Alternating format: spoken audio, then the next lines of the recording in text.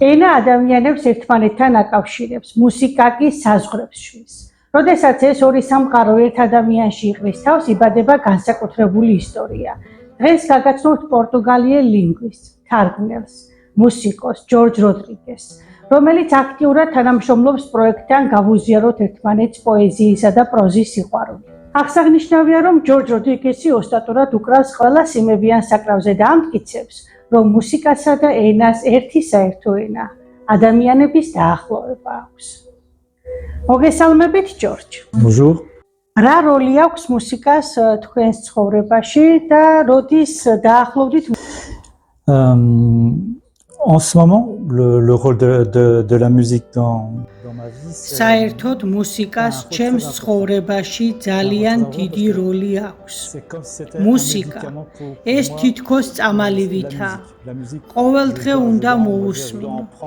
მიყვარს როგორც დიდი, ასევე პატარა კომპოზიციები. მუსიკა ძალიან მნიშვნელოვანი და საინტერესოა. მე მას მოზრდილობისას დავუკავშირდი. ეს იყო მოზრდილობის პერიოდში, როცა დაახლოებით 16 წლის ვიყავი. 16-17 წლის ასაკში ვისწავლე გიტარაზე დაკვრა. დიახ, 17 წლიდან დავიწყე გიტარაზე დაკვრის სწავლა. შემდეგ გადავედი ტრადიციულ ინსტრუმენტებზე. მაგალითად, როგორიცაა პორტუგალიური ტრადიციული ინსტრუმენტი კავაკინიო, რომელიც ერთგვარი პატარა 4-სიმიანი გიტარა. ამის შემდეგ დავინტერესდი და ვისწავლე დაკვრა ასევე პორტუგალიურ ტრადიციულ საკრავზე ვიოლა ბრაგესაზე, რომელიც 10-სიმიანი საკრავია. 5-5 სიმი 2 რიგად აქვს განლაგებული. ზოგიერთები მას ჯაზის გიტარასაც ეძახიან. როგორც აღვნიშნე, საკრავების მიხედვით მელოდიაც ყოველთვის განსხვავებულია და რაც მთავარია, საკმაოდ საინტერესო. ენების მიმართ ინტერესი რა ასაკში გაგიჩნდათ და რატომ გაგიჩნდათ ზოგადად სურვილი გესწავლათ ბევრი ენა? Alors c'est une question assez intéressante. Pourquoi En fait, საინტერესო კითხვა, რომ დავიბადე ორი ენის გარემოცვაში ვიყავ. ჩემი მშობლები პორტუგალიელები არიან. ორი მშობლიური ენა მაქვს, პორტუგალიური და ფრანგული. პორტუგალიური ადრეულ ასაკში ვისწავლე, ფრანგული კი მოსმენისთანავე. მინდა აღვნიშნო, რომ ეს ორი ენა ბუნებრივად ვისწავლე. მშობლებიდან პორტუგალიური, სკოლაში ფრანგული. რადგან საფრანგეთში ვცხოვრობდი, 16 წლამდე საფრანგეთში ვსწავლობდი. სკოლაში სულ ფრანგულად ვსაუბრობდი. სახლში მშობლებთან პორტუგალიურად ვსაუბრობდი. ამიტომ ბუნებრივია, ენებისადმი გატაცების განვითარება, ენებით დაინტერესება ოჯახთან ერთად დავიწყე. თუ გახსოვთ, პირველად რომელ მუსიკოსს მოусმინეთ, რომელი კომპოზიტორის ნაწარმოები მოისმინეთ? Alors, je me souviens quand j'étais petit, როგორც მახსოვს, ვიყავი 3-4 წლის. წესით საბავშვო ბაღში უნდა ვყოფილიყავ. საბავშვო ბაღში მოვისმინე კლასიკური მუსიკა, პროკოფიევის პეტია და მგელი. ეს ნაწარმოები მოგვითხრობს მთავარი გმირების ისტორიას. მოსმენისას დავინახავთ მუსიკის ვარიაციებით პეტიასა და მგლის ემოციებს. ამიტომ შემიძლია ვთქვა, რომ პირველად კლასიკური მუსიკა ბაღში, სავარაუდოდ 3-4 წლისამ მოვისმინე. შემდეგ ხშირად ვისმენდი სკოლაში სწავლისას, ტელევიზორში, რადიოშიც ხშირად ვუსმენდი მუსიკას. თუმცა პირველი კონტაქტი მუსიკასთან, კლასიკურ მუსიკასთან, საბავშვო ბაღში შედგა. რაც ვფიქრობ მთელი ცხოვრების მანძილზე მემახსოვრება. პირველად რომელი კომპოზიცია შეასრულეთ, ეგ თუ გახსოვთ? Alors la première fois que პირველად ინსტრუმენტთან ჩემი შეხება ეს იყო საჩუქარი საჩუქრისგან. ჩემს დაბადების დღეზე მაჩუქეს მშობლებმა პატარა პიანინო. 3-4 წლის ვიქნებოდი. თამაშობდი კლავიშებზე და კლავიშებზე თამაშისას შემთხვევით დავუკარი ნოტები. და შემდეგ მამამ ბედნიერი სახით მითხრა, რომ ეს იყო სიმღერა c'était Au clair de la lune. Au clair de la lune, mon ami Pierrot. C'est une musique assez cool. ეს იყო საკმაოდ ცნობილი ფრანგული საბავშვო სიმღერა. C'est la première, on va dire, და ეს პირველი მუსიკაა პირველ პიანინოზე, რომელიც მშობლებმა მაჩუქეს და მთელი ცხოვრება მემახსოვრება. Menina, estás a jamais raconter cabelo à lua não me voa é que embora sem levar uma prenda tua sem levar uma prenda tua sem levar uma prenda dela com o teu cabelo à lua, menina, estás à janela.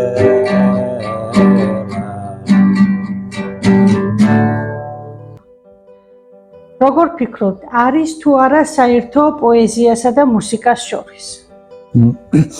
Alors, effectivement, il y a même une très grande connexion entre la poésie et la musique. ნამდვილად, ძალიან დიდი კავშირია პოეზიასა და მუსიკას შორის.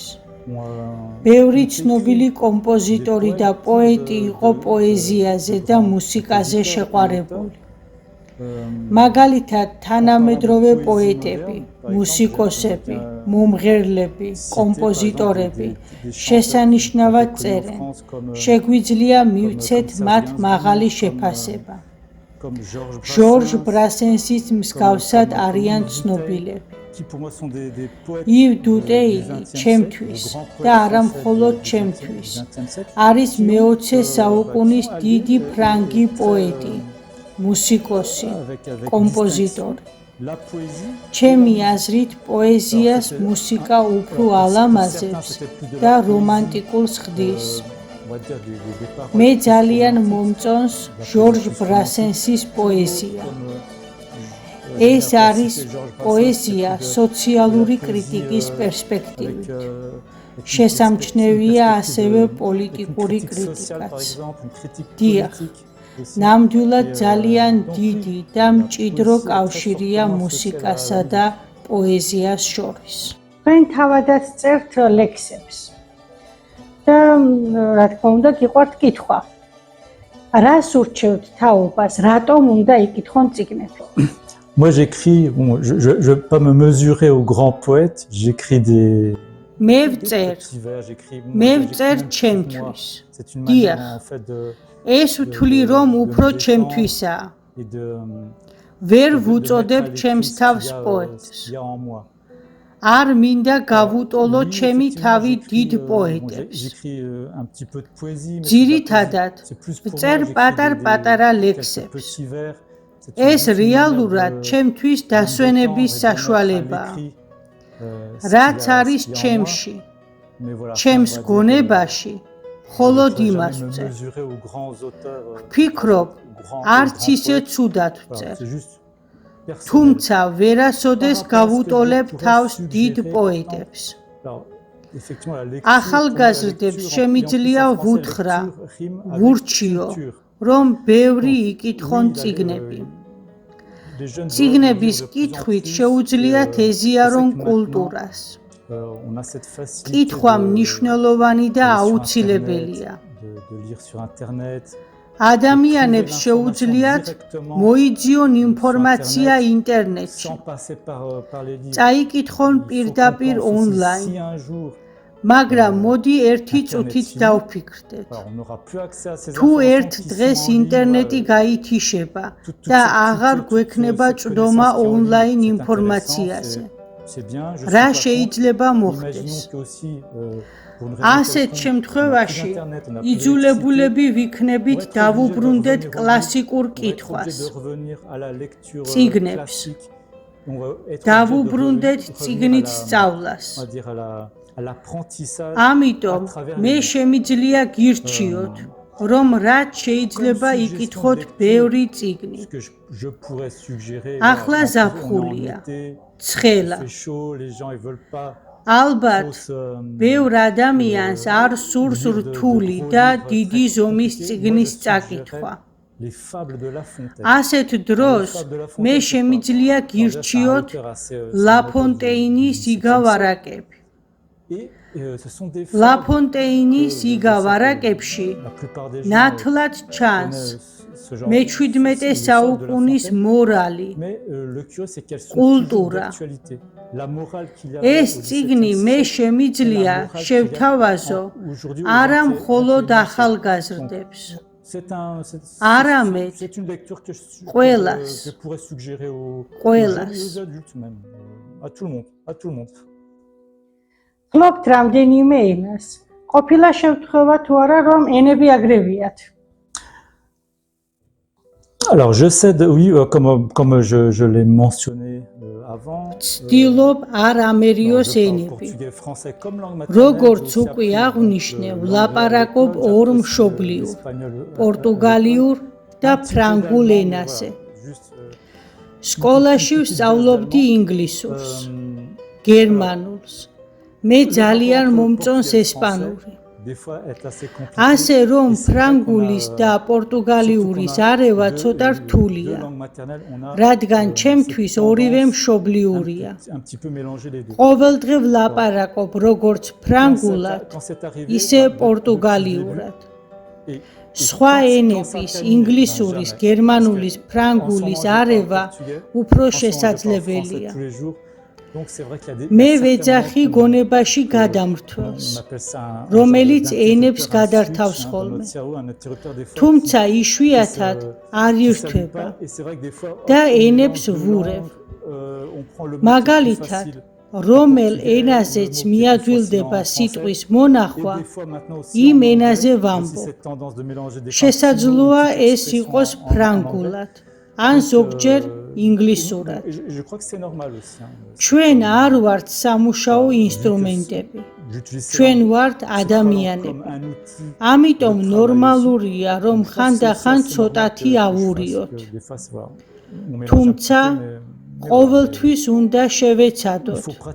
თავიდან ავირიდოთ ასეთი შეცდომები. არაერთხელ იყავით სტუმრად ჩვენს პროექტში გავუზიაროთ ერთმანეთს პოეზიისა და პროზის სიყვარული. და ჩვენი შეთავაზება რომ ჩართულიყავით ამ პროექტში მიიღეთ სიხარულით. რას გვეტყვით ამ პროექტის შესახებ?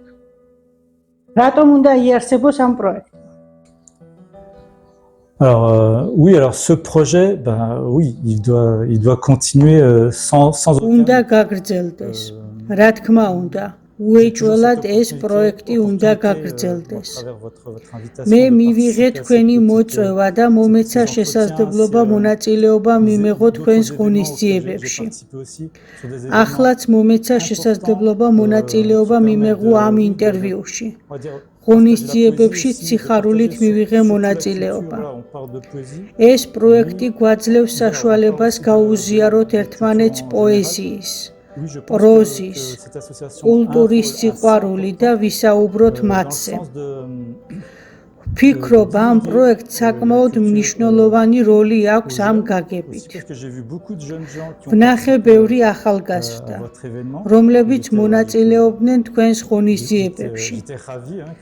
გამიხარდა, ბევრი აქტიური ადამიანი როგორ ენთუზიაზმით მონაწილეობდა. მე ვიხილე არა მხოლოდ ახალგაზრდების, არამედ ღონისძიებებზე მყოფი ადამიანების ემოციები, გრძნობები.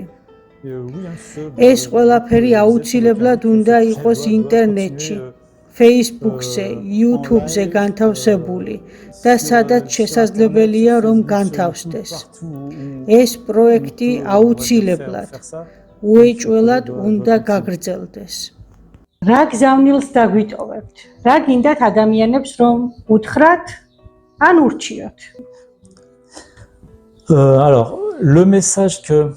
Alors, je voudrais pas répéter ce message qui est tout le temps... Voilà, მე არ მინდა იმ გზავნილის გამეორება, რომელიც ძალიან ხშირად მეორდება. on travaille la paix, ჩვენ უნდა შევწყვიტოთ და შევაჩეროთ ომები, d'essayer de ვიმუშაოთ მშვიდობისთვის. de voyager. დიახ, Moi, je suggère ჩვენ aux gens უნდა qui n'ont ვიმუშაოთ jamais voyagé, მშვიდობისთვის. de voyager. Des fois, მე il faut ვურჩევ pas- ადამიანებს il faut pas უკეთ გაიგონ aller aussi ერთმანეთის, plus loin, on n'a pas besoin d'aller უკეთ commencer, გაიცნონ voyager, ერთმანეთი. aller ailleurs, რაც aller შეიძლება voir d'autres ბევრი cultures, იმოგზაურო. essayer de voir cette culture, მოგზაურობა avec გვაკავშირებს vos სხვა yeux, et sentir cette კულტურასთან. culture avec vos yeux.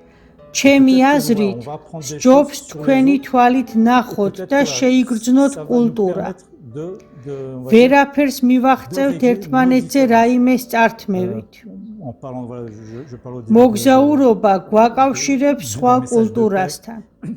et je pense qu'à travers le მე voyage, როგორც უკვე აღვნიშნე, ვარ პორტუგალიელი ფრანგი. ქორწინებაში ვიმყოფები ქართველთან.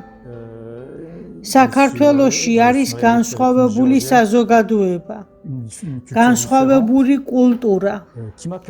რომ გქონდეს პერსპექტივა, აუცილებლად უნდა ვიცოდეთ, თუ როგორ გვიყურებენ სხვა ქვეყნები, სხვა ხალხი. როდესაც საქართველოში ჩამოვდივარ, ვეცნობი აქაურ კულტურას და შემდეგ ვხვდები, რატომ ეძებენ გზას საქართველოში მოსახვედრად. ქართველებს შეგიძლიათ საქართველოს ფარგლებშიც მოგზაურობა, კულტურის გაცნობა. ჩემი მთავარი გზავნილია იარაღით ბრძოლას, ყოველთვის სჯობს გავიცნოთ კულტურა. ძალიან დიდი მადლობა, რომ გვესტუმრეთ საქართველოში და გამონახეთ დრო ჩვენთან სტუმრობისთვის. მადლობა თანადგომისთვის და მხარდაჭერისთვის. Didi Madlova. C'est moi, ouais, je dis Didi Madlova. J'essaie d'apprendre le géorgien aussi un petit peu avec toutes ces langues.